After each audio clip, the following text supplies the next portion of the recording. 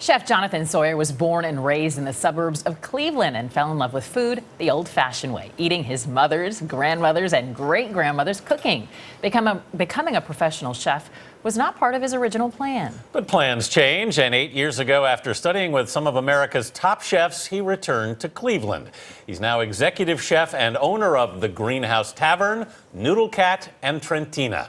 This year, he earned the coveted title of Best Chef Great Lakes from the James Beard Foundation. Chef Jonathon Sawyer, good morning and welcome to The Dish. Morning. Thank you for having me. And you brought us personal cakes. Yes. we have 3 personal cakes, and then if we don't have enough cake, we have a full cake. Yeah, I'm taking that home. Go on.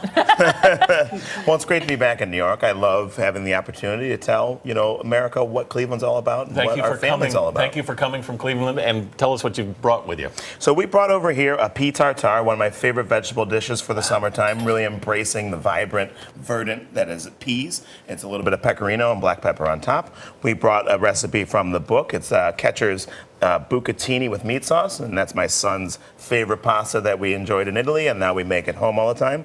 These are the beef short ribs, which are typically a little longer than you would see, and we like that because it's a nice, easy preparation for the butcher to get to us, and we can use sources that we love. And then we have foie gras steamed clams, a very classic Greenhouse Tavern dish of just foie gras, clams, roasted onions. Very simple, salient combination. And then some beets, raw, roasted, and dehydrated. So beautiful. I want to ask you about the book. Please. It's so delightful because you see so many kids in the kitchen. Yeah. Now, I saw you said, maybe in an interview, Sure. that kids develop their parents' food phobias. Absolutely. So what did you want to do when you thought about doing this book? Because you use kids so much in it. So I think the word kid can apply to adults and kids, right? And we're talking specifically about my family and how I cook at home. So the recipes that I brought in weren't any restaurant recipes anywhere in there. We're talking about taking the kids and engaging them at first on a very small level and then expanding it, as they learn more and more and more. And that way the kids have the opportunity to develop their own palate, arm themselves with the tools they need for the rest of their lives to make proper food decisions. We're not, in the book, we're not trying to trick them into eating cauliflower every other Friday hidden in a brownie or something. We want them to pull it. Yeah. Pull that cauliflower off the shelf. Right. Figure out that you love it, And I think that's, there is gateways into that kid's head and into their food. Right. Embrace the cauliflower. Absolutely. Embrace the cauliflower. As a kid, you started out actually studying engineering, and then you completely changed course. True. What did your mother say when you did this? My mom was amazingly supportive. When I decided to drop out of engineering school, throw away the AutoCAD, and go to culinary school, I had already been cooking for a very long time and had fond taste memories of it. Right. So she bought me a membership at the James Beard Foundation, the Slow Food. She bought me a wooden cutting board and a Wusthof knife. She said, you're on your own for the tuition, but here's the tools that I think you need to go forward. So she was amazingly supportive. You were working in a lot of other cities before you decided to come back to Cleveland. What made you do that? Well, I think from my generation, everybody was a part of that brain drain. As soon as you turn 18, get out of the city, get out of Ohio, move away.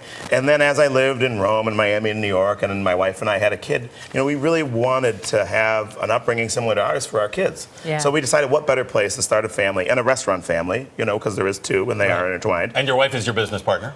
More than that, yes. Yes, more than that. She's the brains of the operation? She is everything to the restaurant group and to our life. Right. Yeah. You juggle a lot. 2 kids as well, and yeah. I think you just have to make the choice that life today is not going to be any harder or easier than it was yesterday. Yeah. So you just embrace what's happening. Change is coming, change is going, and it's always going to be different, but it's never going to be any harder or easier. Yeah. It's just life. That's a great philosophy. I want to hand you this dish and get your signature on it. Awesome. And as you do that, we want to ask you if you Please. could have this meal with any person, past or present, who would that person be? I was thinking about this much, and I like to change my answer often, so I'm going to go with Leonard Cohen. I think it would be superb choice. I have Hallelujah tattooed on my wrist. It's my wife and wow. I's wedding song. Yeah. I think he's inspired so many people the world around. I just think, the art and arts are just meant to be shared. So I think that would be my honor to share a meal with him. Well, good pick and good dish. And for more on Chef Jonathon Sawyer, please head to our website at cbsthismorning.com.